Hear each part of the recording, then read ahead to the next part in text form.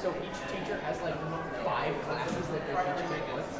So what they'll do to like minimize workload is they have to grade all the homework every time. So they'll just pick like the smart kids that they know will do the homework. Like I've done that too. There's been times in my Spanish class where I haven't done anything with because I know that the teacher thinks I'm one of the smart kids. But we're going to do everything regardless. No, that's algebra. So they just see they just see my big name scroll on whatever it is. But if they turn it over, they'd say that it's just like it's just random words scribbled in. Okay, that's algebra. So I did one page at a time. the only stories of the class. I'm the boss, the best, and she's like, I'm the boss. So basically, everything that she says, you will basically like tell us to do. This should be just like see if that works. And if it doesn't, then I'll show you the steps. Those teachers are because they trust you. You miss For no reason. Yes. Or you trust teenagers.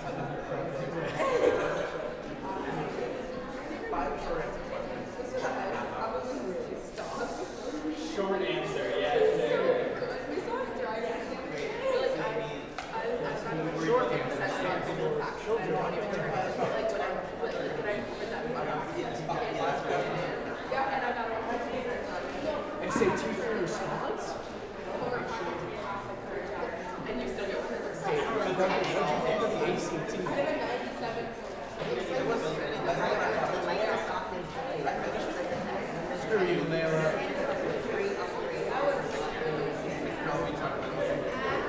What's your chicken?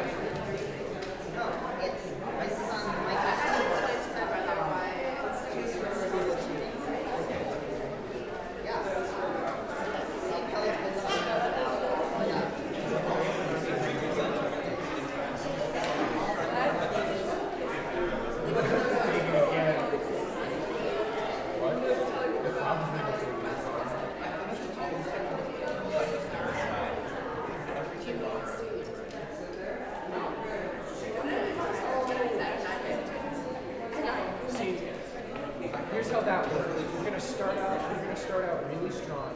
Take one a day. As the school year goes on, the number of practice tests you take go down as a function. Until That's a lot.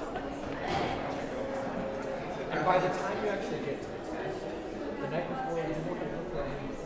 You'll wake up and you'll be like, oh, do I have school? If you don't, I have ACT. And you'll show up and it'll be like C. You must have heard the story about taking the ACT. Let's have some I mean, yeah, you're gonna go follow his. What was the Bruce technique? We did this meditation. What was the passive Bruce technique? Studying meditation.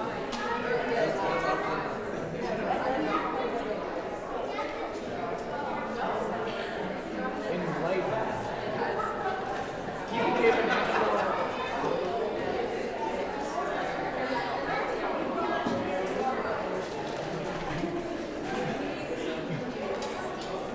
I literally hate everything about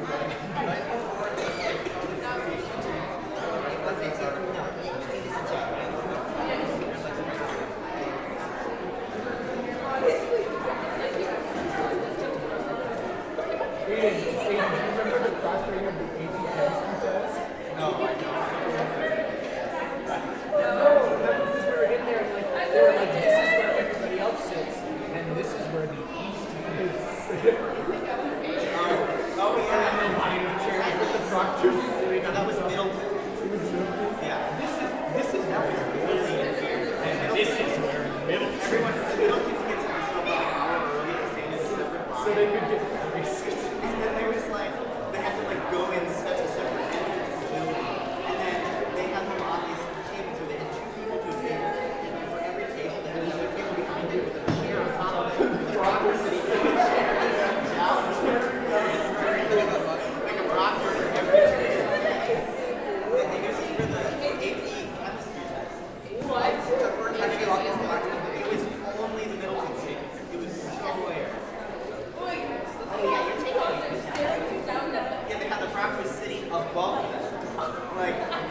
kids, there was a proctor sitting on a chair, on a table behind me, like right behind me. Or maybe they're literally just scared that they're literally just sitting there while they see it. It's like an army of proctors, and then like one proctor who was like other 200 people on the other. It's not a huge gymnasium. Yeah. So it's like they walk around, look at what you're writing, and you're like, that's all the hour. No, I would agree. But they do walk around and look at what you're writing.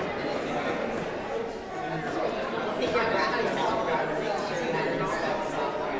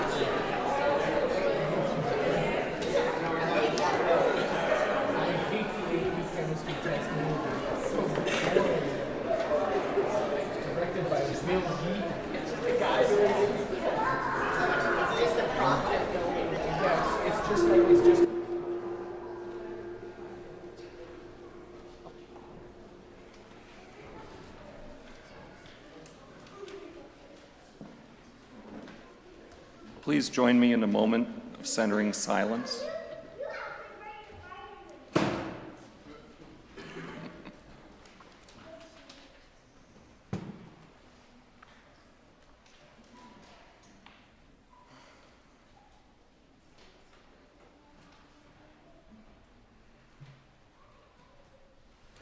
And please remain seated as we sing our ingathering hymn, number 377, which is also printed in the order of service.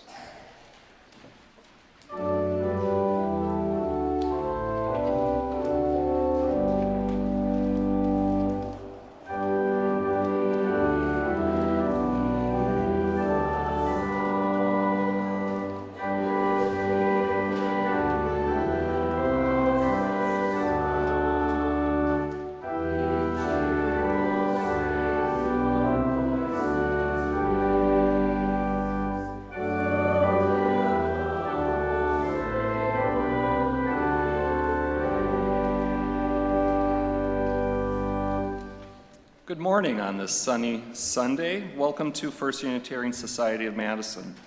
This is a community where curious seekers gather to explore spiritual, ethical, and social issues in an accepting and nurturing environment. Unitarian Universalism supports the freedom of conscience of each individual as together we seek to be a force for good in the world. My name is Joe Kramer, and I'm a member of the Board of Trustees. On behalf of our congregation, I'd like to extend a special welcome to visitors. We are a welcoming congregation. So whoever you are and wherever you happen to be on your life journey, we celebrate your presence among us. Newcomers are encouraged to stay for our fellowship time after the service and to visit the library, which is straight in front of me, which is directly across the center doors of the atrium. Please bring your drinks and your questions. Members of our staff and lay ministry will be on hand to welcome you. You may also look for persons holding teal stoneware coffee mugs. These are FUS members knowledgeable about our faith community who would love to visit with you. And experienced guides are generally available to give a building tour after each service. So if you would like to learn more about the sustainably designed addition or our national landmark meeting house, please meet near the large glass window on the left side of the auditorium over here. And we welcome children to stay for the duration of the service. However, because it is difficult for some in attendance to hear in this lively acoustical environment, our child haven and commons are excellent places to retire if a child needs to talk or to move around. And the service can still be seen and heard from these areas.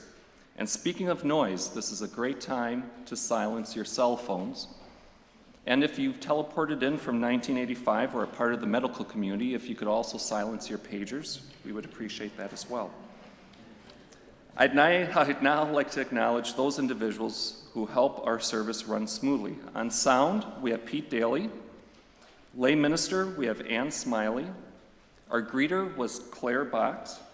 Our ushers are Bob Alt, Martha Hollis, Daniel Bradley, and Ken Gage.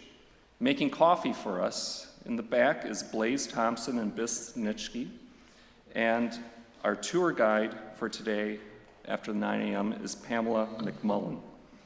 So please note the announcements in the red floors insert in your order of service, which describe upcoming events at the Society and provide more information about today's activities. Some special announcements are in June, we're going to be saying goodbye to Reverend Michael Schuler, and in August we will be welcoming an interim minister. Why an interim minister?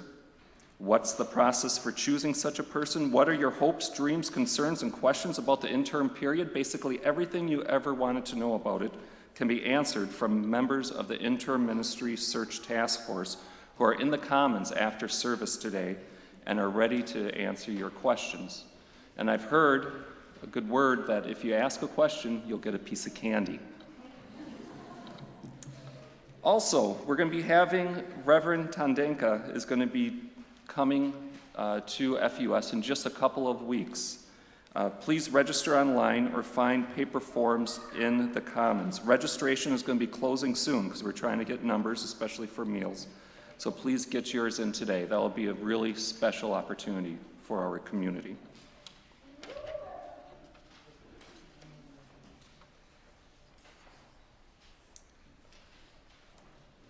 Again, welcome. We hope that today's service will stimulate your mind, touch your heart, and stir your spirits.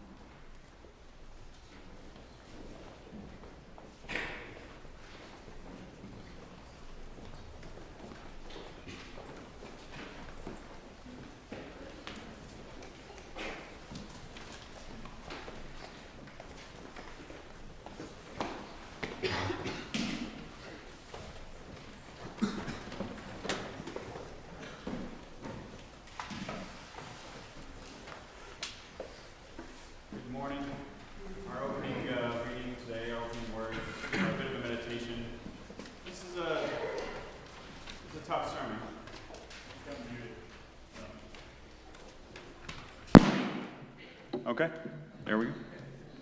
All right, good morning. For our opening words today, we're going to do a bit of a meditation. Today's sermon is a little tough, both to hear, I think, and to deliver. So we're going to breathe together. Stop, take a breath, and then another.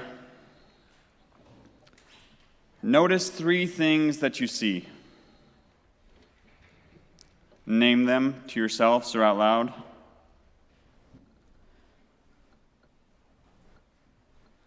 Take a breath and notice 3 things that you hear. Name them to yourself or out loud.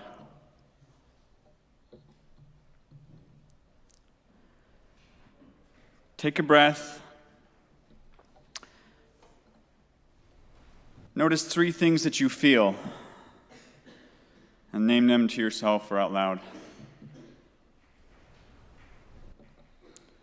And take a breath.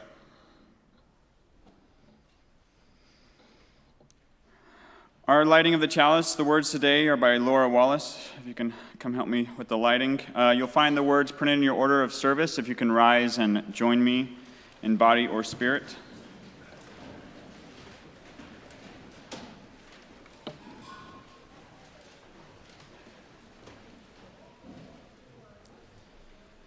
As frozen earth holds the determined seed, this sacred place holds our weariness, our worry, our laughter, and our celebration.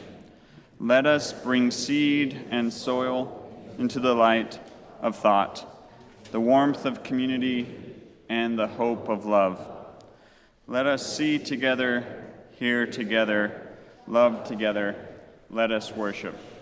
And on this hopeful spring day, please turn to your neighbor and exchange friendly greetings.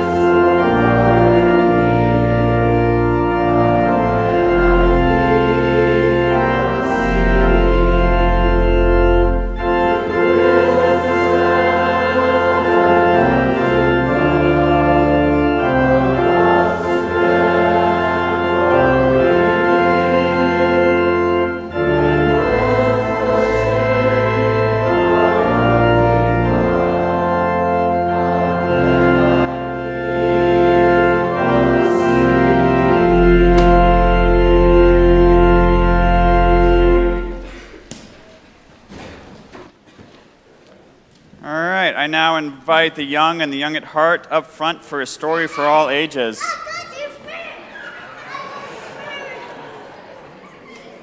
I got here first.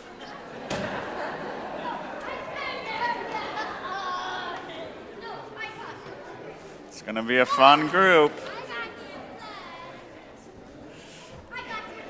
All right, make sure you can see the pictures if you like. I don't have the book with me today.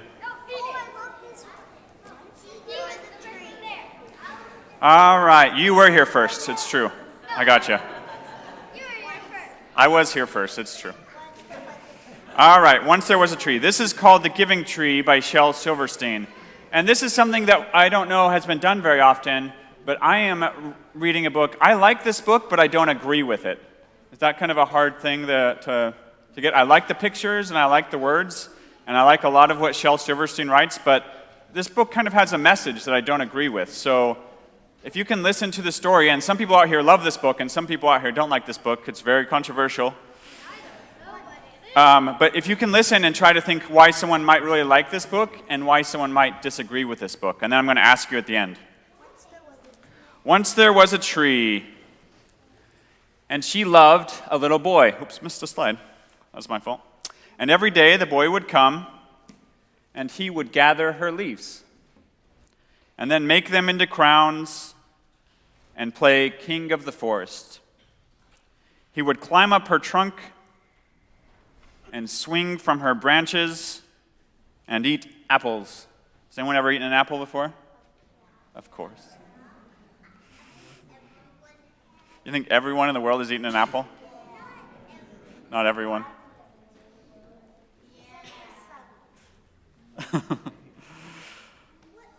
And they would go play hide and seek. Has anyone ever played hide and seek before? Do you think everyone in the world has played hide and seek?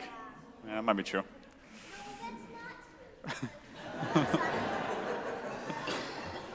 You don't think it's true? That's true. A baby that got born 5 seconds ago. Well, that was kind of a hide and seek, though, don't you think? Being born. Come out wherever you are. No? Okay. And when he was tired, that's, yes, very controversial. Hide and seek or hide and go seek? What are we this book chose hide and seek. You like hide and seek? Okay. I'm going to light myself on fire. No. And when he was tired, he would sleep in her shade. And the boy loved the tree very much.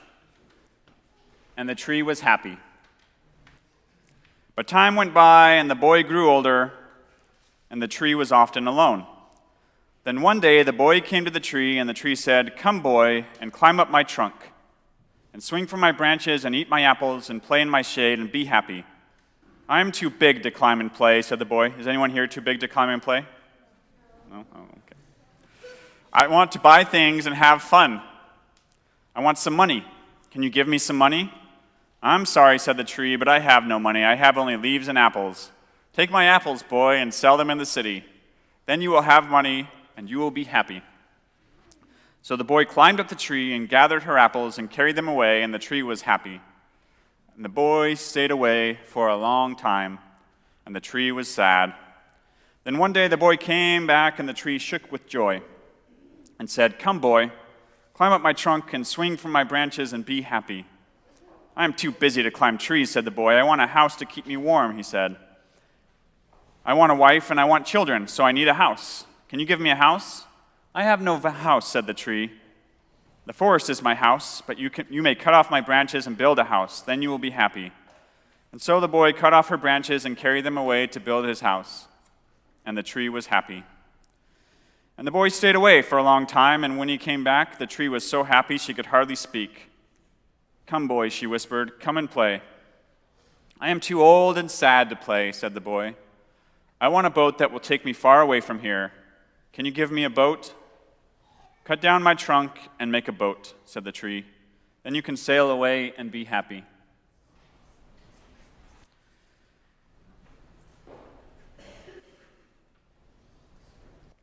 So the boy cut down her trunk and made a boat and sailed away. And the tree was happy, but not really. After a long time, the boy came back again. "I am sorry, boy," said the tree, "but I have nothing left to give you. My apples are gone, my teeth are too weak for apples," said the boy. "My branches are gone," said the tree. "You cannot swing on them." "I'm too old to swing from the branches," said the boy. "My trunk is gone," said the tree. "You cannot climb." "I'm too tired to climb," said the boy. "I'm sorry," sighed the tree. "I wish I could give you something, but I have nothing left. I am just an old stump. I am sorry." "I don't need very much now," said the boy, "just a quiet place to sit and rest." "Well," said the tree, straightening herself up as much as she could, "well, an old stump is good for sitting and resting. Come, boy, sit down, sit and rest." And so the boy did, and the tree was happy. The end. So, why do you think some people might like that book? Does anyone have ideas? Do you want to say it in the microphone? I liked it. You liked it? So if you liked it, a lot of people must like it. What did you like about the book? I think it's on. Because it was happy.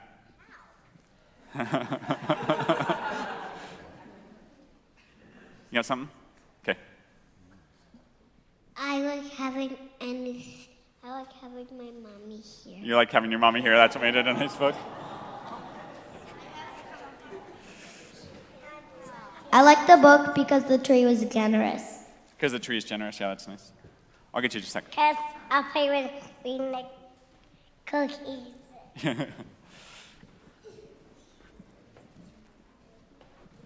I liked it because the tree helped the boy. All right, and why might someone not like this book? What do you think I might not like about this book, or other people might not like? What do you got? It's kind of sad. It is kind of sad. Because it is kind of sad. Yeah.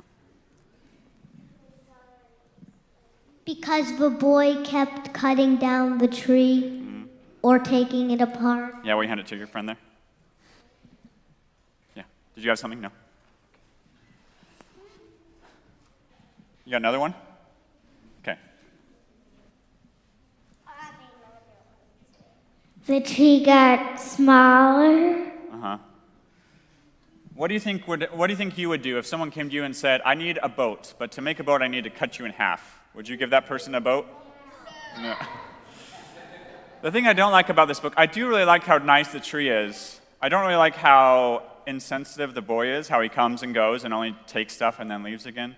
What I really don't like is that in this book, one person is taking everything and one person is giving everything. Now, it's super nice to give and it's super nice to take, but it's not nice to do just one or the other. Do you agree on that? Yeah. Okay. So you can think about that. We're going to have the teen choir sing one more song, and then you're going to head off to classes. So sit tight and enjoy the song. Thanks, everybody.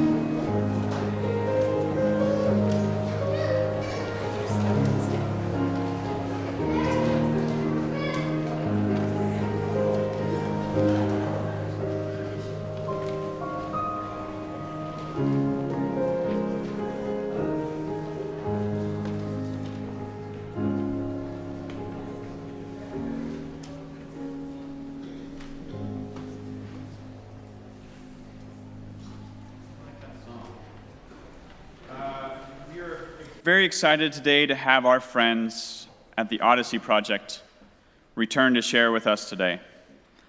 Now in its 15th year, the UW Odyssey Project takes a whole family approach to breaking the cycle of generational poverty through access to education. Today, our own James Morgan, an alumni of the program, along with Marisol Gonzalez, who graduated from the program last year, and Shar Braxton, who you met last weekend, will be reading some of their own works today. Please welcome them.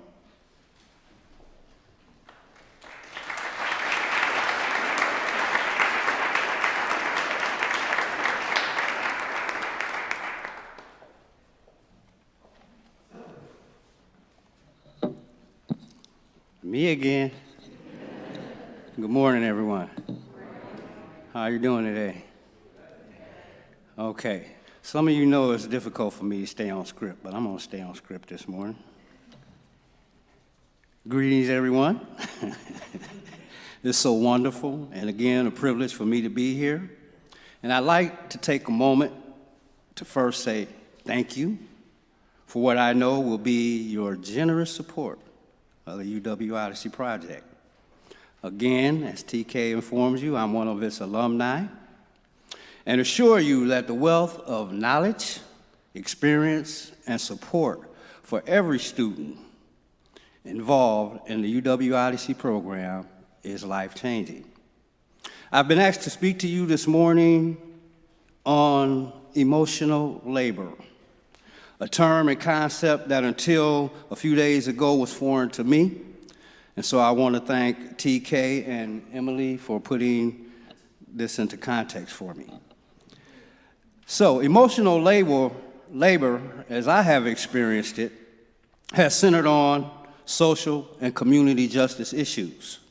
For a number of years, I've been working with those in our midst who, for whatever reason and for whatever intents and purposes, have been invisible in our community. And I'm speaking about the homeless, the previously incarcerated, single mothers and fathers looking for employment, and other services within our community who, for whatever reason, find it difficult to have their needs met. I've heard and witnessed people facing situations and circumstances that are truly heart-wrenching. And until just a few weeks ago, when I was hired as a peer support specialist for the Madison Area Urban Ministries, or MUM, being in the midst of other people's crises, as well as my own, was not something that the larger society placed any form of monetary value upon. Truth be told, I don't think society can or will fully compensate someone who gives time and attention to those persons whose hearts, souls, and minds have been damaged by our country's failure to live up to the democratic ideals most of us hold so dearly. And capitalism, at least as I understand it, does not take into consideration emotional impacts and outcomes relative to its individual citizenry. Being emotionally present for others means having to know your own capacity to be vulnerable. And I think a lot of us find it difficult to be vulnerable in certain situations and circumstances. But to have an open ear, heart, and mind when helping others to cope, or to learn how to cope with being depressed, angry, homeless, locked down, or looked down upon, and invisible, is something that requires a lot of emotional labor. Emotional labor is the cost. In its totality, for those who, for whatever reason, find their calling in the service to humanity. They ought to be more recognized and compensated for their work and self-sacrifice in the service of those in our midst who are most needy.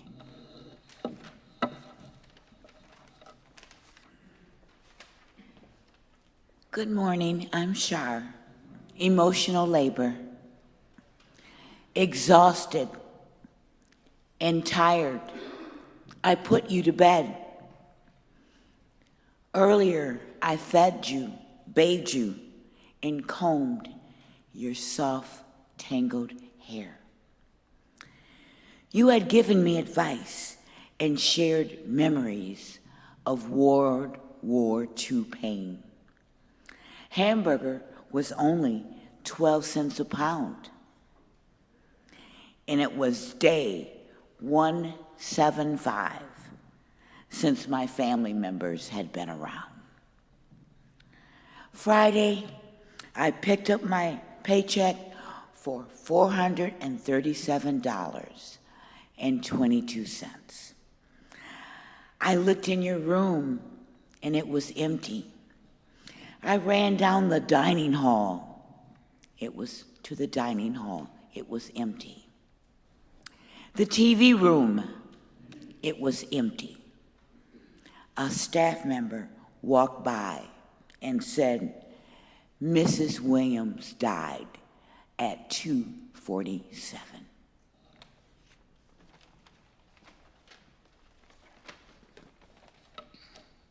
Hi, my name is Marisol Gonzalez. Emotional labor. Some people think women are weak. Some people think women can do certain kind of jobs. Some people think the woman should stay in the kitchen, behind the reception desk, teaching in a school, helping others as a nurse, caring for children in a nursery room, or doing all of those so-called easy jobs. We are capable to do those jobs and more. We have the ability to do the emotional labor that all of those jobs require. Women care a lot for others. We do those jobs with a sincere smile, a friendly voice, and our best attitude. We have the ability to change the mood of the grumpiest person. When we are cooking and tears streaming from our eyes, and one of our children notices and asks, "Why are you crying?" We hang out into our thoughts, wipe off our tears, and answer with a big smile. It's the onion, sweetheart, that makes me cry, even though the truth is deep in our hearts. It's our job to pretend that everything is okay in the world that we live in today, even when we know it could be much better if we as women were the leaders, if more women were leaders. We will tear down the walls and build bridges. We won't spread families apart just for not having a green card. We will respect the work of workers with a fair check and health insurance. We will never harass the undocumented immigrant by not letting them drive, work, or study. Instead, we will provide the tools for them, for their success. It's on our shoulders to keep up the big show, forgetting our own worries, desires, and dreams. Wherever we are as women, whatever we do as mothers, mujeres y madres, let's keep up the good work with a big smile and the best attitude to keep running the big show. We are not weak. Our jobs are not easy. You can feel lucky for not getting a bill, for all of the emotional labor that we, documented and undocumented women, do for you.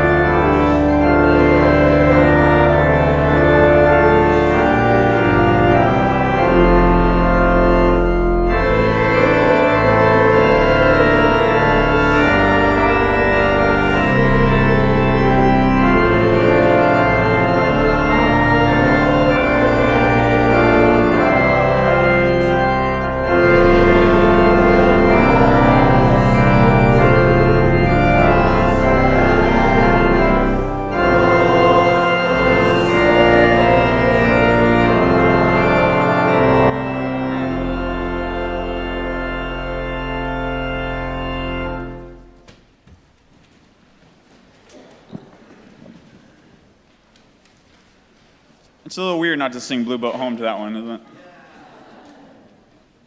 You can't get going like that on Blue Boat Home, though. You can't.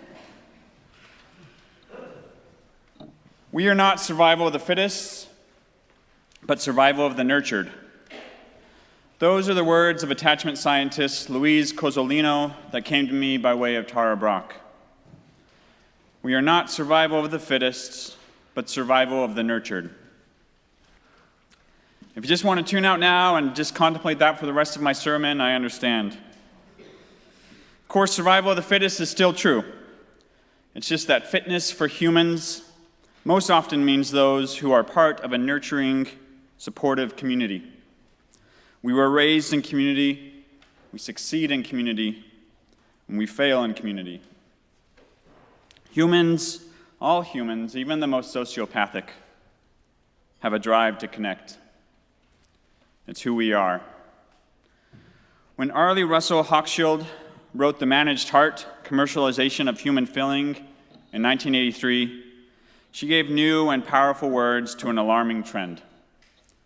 In the years leading up to the publication of her book, she delved deeply into the lives behind one of the most iconic faces of modern life, the flight attendant. For most of human history, we kept close in tribes, and complex networks of interdependence developed. Now, globalization has fundamentally distorted our understanding of who constitutes a member of our human family. Building on the work of Rousseau, Hochschild was intensely interested in how personality had become a form of capital in this new postmodern world. A whole set of human behaviors that were once a privately negotiated rule of feeling or display is now set by the company's standard practices division. In her research, Hochschild detailed not just how flight attendants were instructed to behave to succeed at their jobs, how to smile, how to compromise, how to accommodate, but they were actually instructed how to feel. They were taught that to be successful, they had to really believe that the airplane cabin was their living room, and all the passengers were invited and highly valued guests, worthy of all the accommodations of behavior and desire that a good hostess would make. For this work of intentionally managing our own feelings to accommodate for the feelings of others, Hochschild coined the term emotional labor. Any functioning society, Hochschild reminds us, makes effective use of its members' emotional labor. We do not think twice about the use of it in theater or in psychotherapy or in forms of group life that we admire. It's when we come to speak of the exploitation of the bottom by the top in any society that we will become more morally concerned. And who is it that does the bulk of emotional labor and is thus far more likely to have their emotional labor exploited both at work and at home? Women. Both men and women do emotion work, writes Hochschild, in private lives and at work. In all kinds of ways, men as well as women get into the spirit of the party, try to escape the grip of hopeless love, try to pull themselves out of depression, try to allow grief. But in the whole realm of emotional experience, is emotion work as important for men as it is for women, Hochschild asks? And is it important in the same ways? I believe the answer to both questions is no. Of this, of course, isn't accidental. Men have been exploiting the emotional labor of women as far back as I can read. But the rapid expansion of both the commercial exploitation of this labor and the global reach of those in the position to most benefit from this exploitation has dramatically increased the immorality of this system. When Hochschild wrote Managed Heart in the 80s, she believed that those our society most relied on for emotional labor were middle-class women. But her continued research and the rapid globalization of the service industry led her to write further texts, such as her essay, Love and Gold, arguing that women of the global South and the American lower class are increasingly being pulled into or coerced into this system of exploitation as cheaper and cheaper emotional labor is sought. This imbalance has been great for ensuring profits and privilege, but awful for pretty much everything else. Yes, we are survival of the nurtured. Men, especially white, middle, upper-class men, have made sure that they own the rights to the emotional labor of an increasingly large number of women in an attempt to guarantee their survival and the survival of their privileges.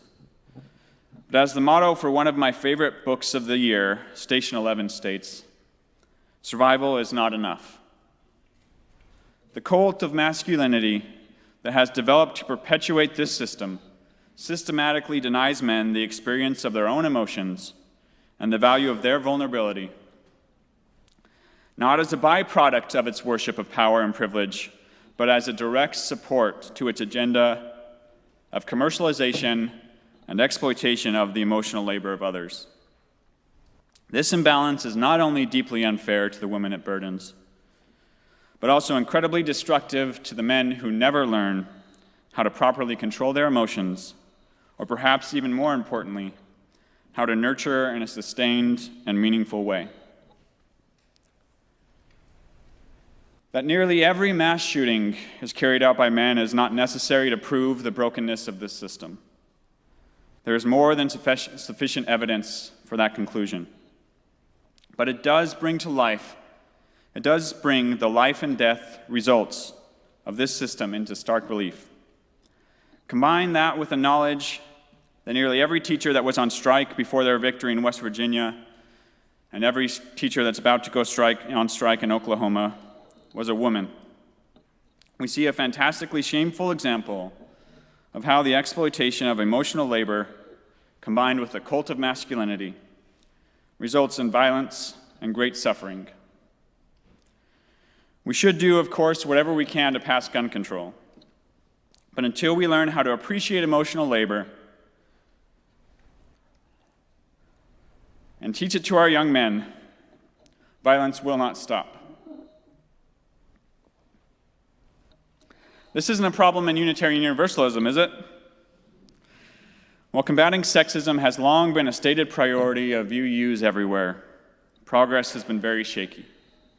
And I think the topic of emotional labor helps to really illustrate how a consistent, uniform inequality continues to exist within the walls of this church. I know I bring this up in every sermon, or almost every sermon, but it's my favorite UU talking point. And it's this: I think we can all acknowledge that our denomination has led the way in transforming an organization that was almost exclusively led by men as little as 45 years ago into an organization where the majority of pastors are women. And with the service of interim co-president Reverend Sophia Betancourt and the now president Reverend Susan Frederick Gray, we are now the only sizable denomination that I could find that has had more than one female president. I would be much more comfortable, to be frank, if that number was much higher than 2, and if that 55% of pastors was more like 75%. Because I still think we have a lot to learn about truly hearing women's voices and allowing for women to shape these offices away from traditional patriarchal images of leadership. When it comes to the leadership of women, this congregation is no exception. Our members have benefited from the outstanding ministries of Reverends Kelly Crocker, Karen Gustafson, Marianne Macklin, Joni Armstrong, Ruth Gibson, Carol Taylor, and Colleen McDonald, and recently by interns Sarah Goodman, Sasha Ostrom, and Julie Brock, and the executive leadership of Susan Koenig and Monica Nolan. Our board is diverse. Our other higher ministry teams are also diverse. But I'm sure each woman in each one of these positions could tell of the many times when their leadership was undermined by the sexism of others. These women have led the charge in a progress towards a more equitable pulpit and administration. When women cease to appear on the stage in the role of the other person, argues Danish social theorist Suzanne Broger, but instead steps aside and says, "I am," cracks appear in the patriarchal armor. For those who have tried it and not died of it, there is no going back. Now, this is not a zero-sum game. Men are doing just fine in ministry, but as we've diversified our leadership, Our support systems remain inexcusably gendered. Part of that gendering is that, as you can read in this month's newsletter, we, one of the largest and most stable congregations in the country, have consistently failed to receive enough pledges to compensate our mostly female staff at anything near the UUA recommended guidelines. We're more than $100,000 short. How we compensate all the caregivers in our lives merits deep consideration. Our volunteer system isn't doing much better. Go to any social justice meeting in this building. I'm not even talking about chalice groups, meditation groups. Go to any social justice meeting in this building, and you will see it being run and attended primarily by women. Go to our website, and on the homepage, you'll see three main pictures. An empty atrium auditorium, which in its emptiness is perfectly gender balanced. A full landmark auditorium, which in its fullness appears also to be fairly balanced, probably 60 to 65% female. Then you see our Black Lives Matter weekend action from last year, and there's not a man in sight.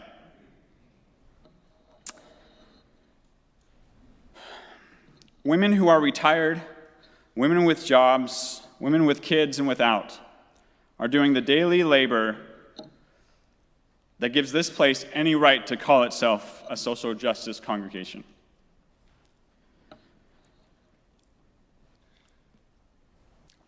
My email inbox is full every day with women organizing, women sharing, women contributing. That's not saying that men aren't also making a difference, a contribution. They are. Every man that makes coffee, every man that joins the knitting group, every man that plants the details, plants the garden, and picks up the compost, I salute you. Yes, okay, you're just doing the work that women have been doing forever, but you're doing it when other men aren't. And that means you've been thinking and feeling and changing. Now, maybe we could find some programs that directly appeal to male interests and get a bowling team together or something. But when we can't get men to show up for social justice at the heart of what it means to be a UU, we need to ask ourselves, is it the programs or is it the men? We are about to enter into a time of stress and growth for our church. My fear for this congregation is that when the gap opens, only women will step up to fill the void, overburdening the already overburdened.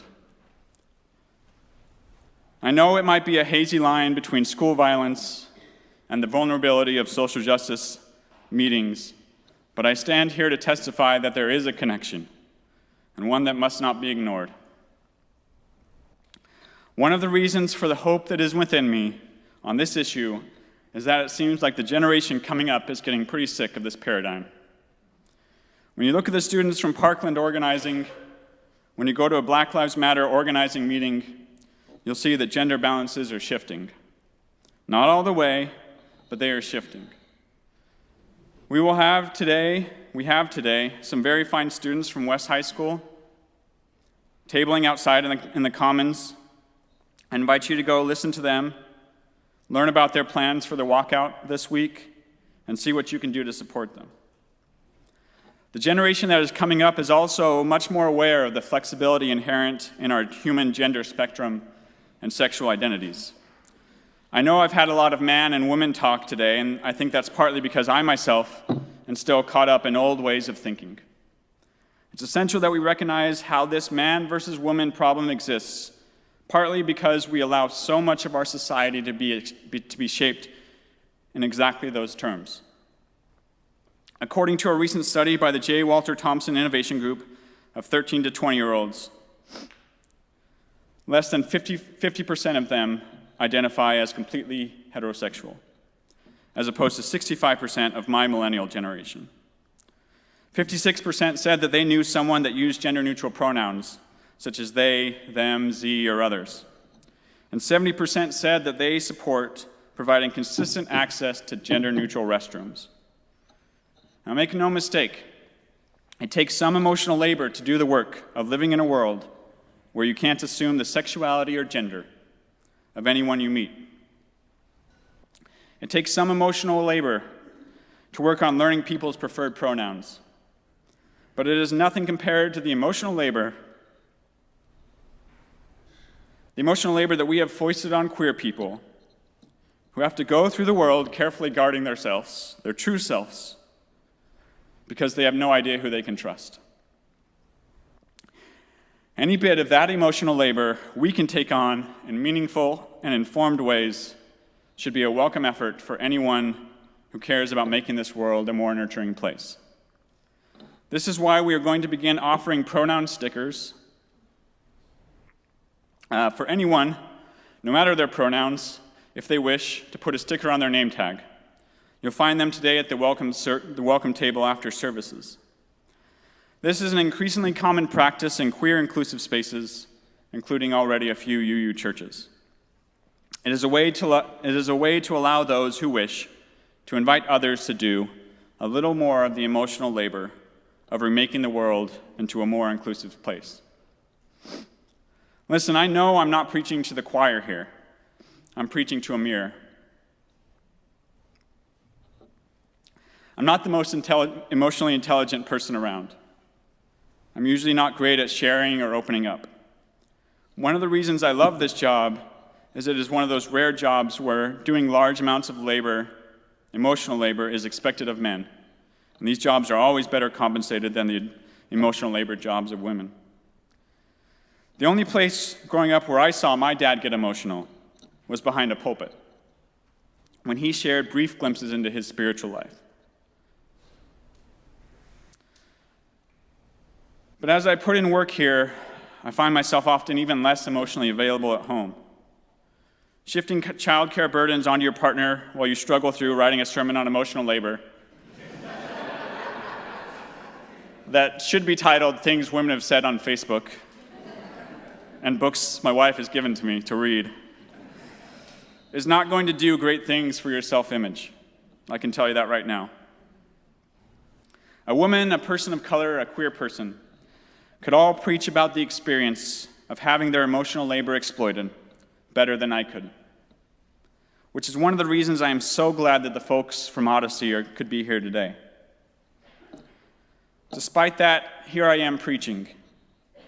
Partly this is because I, cynically enough, believe that as a white man, some people will listen to me preaching about this subject more than they would a woman or a person of color. I am a man. I like being a man. But, and this is the other part of why I'm preaching today, I hate how masculinity has stripped us men of so many opportunities to practice emotional labor. This is not who we were meant to be. Emotional labor is not negative. In fact, it is quite the opposite. The problem isn't that emotional labor is happening. It is that our yin has become incredibly out of balance with our yang.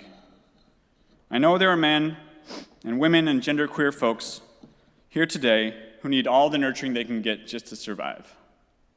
We welcome you and bless you in your struggle. We'll do our best to support you. For the rest of us, balance is the watchword. We are survival of the nurtured, yes, but we are also the thriving of the nurturer.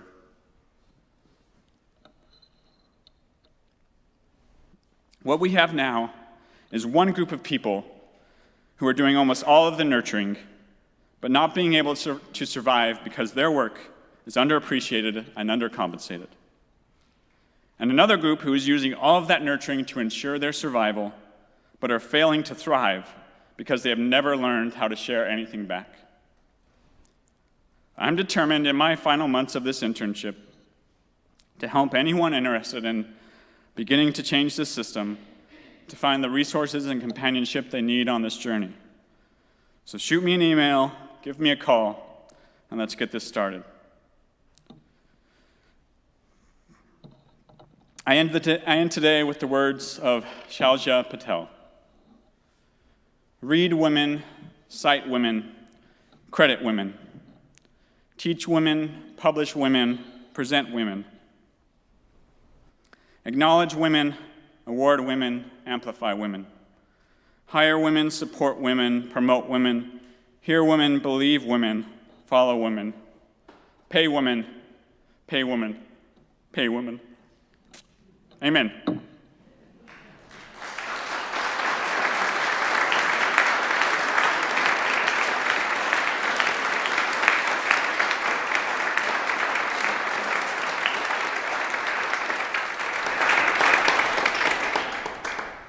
Our offering today goes to the UW Odyssey Project, breaking the cycle of generational poverty through access to education.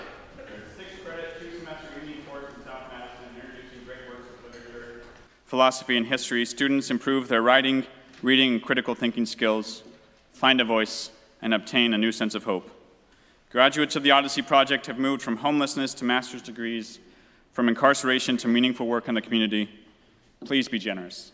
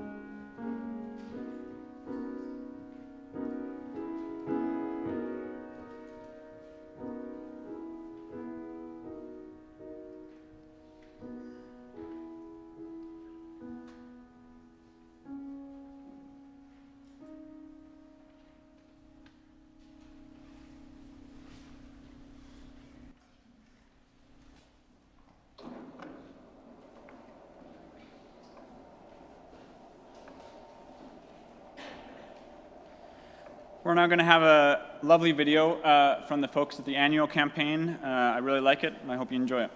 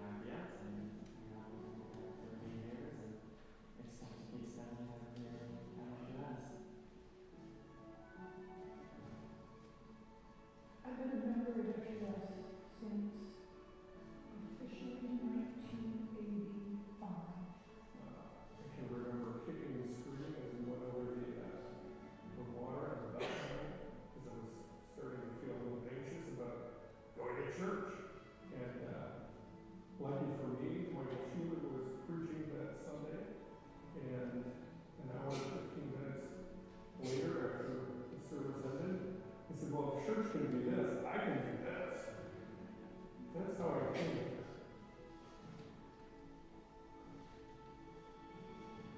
I had driven by First Unitarian Society hundreds of times because I lived near home. I didn't know a Unitarian. I didn't know what Unitarian Universalism was. I woke up one Sunday morning. I got out of bed that morning and I drove to First Unitarian Society. And when I do that, I walked in, I knew probably 5 people.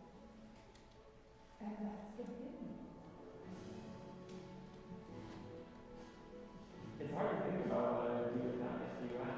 It's been such a key part of my even day-to-day in the past year. My daughter will continue to, let's put it this way, the first tattoo she got was a new chest. That's awesome. I don't really want to say that. That's just completely awesome.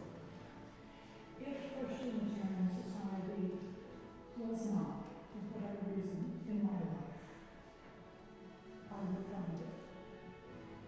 I would look for it. I'd invent it if I needed to.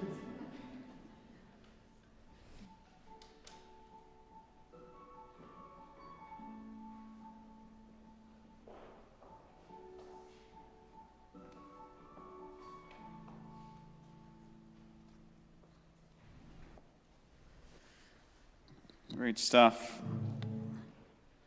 Our closing hymn is number 109, Please Rise and Body Your Spirit. This is an old suffragette hymn, so sing it with some gusto.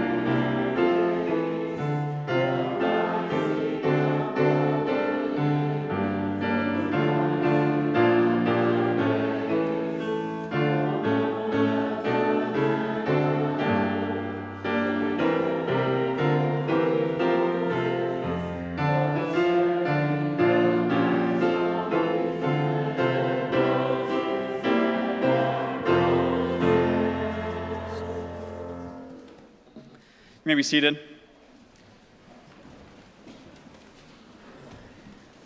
Our benediction today comes from Clarissa Pinkola Estes' book, Women Who Run with Wolves. The doors to the self are few but precious. If you have a deep scar, that is the door. If you have an old story, that is the door. If you love the sky and the water so much that you can almost not bear it, That is a door. If you yearn for a deeper life, a fuller life, a nurtured life, that is a door. Blessed be, go in peace, and please enjoy the postlude.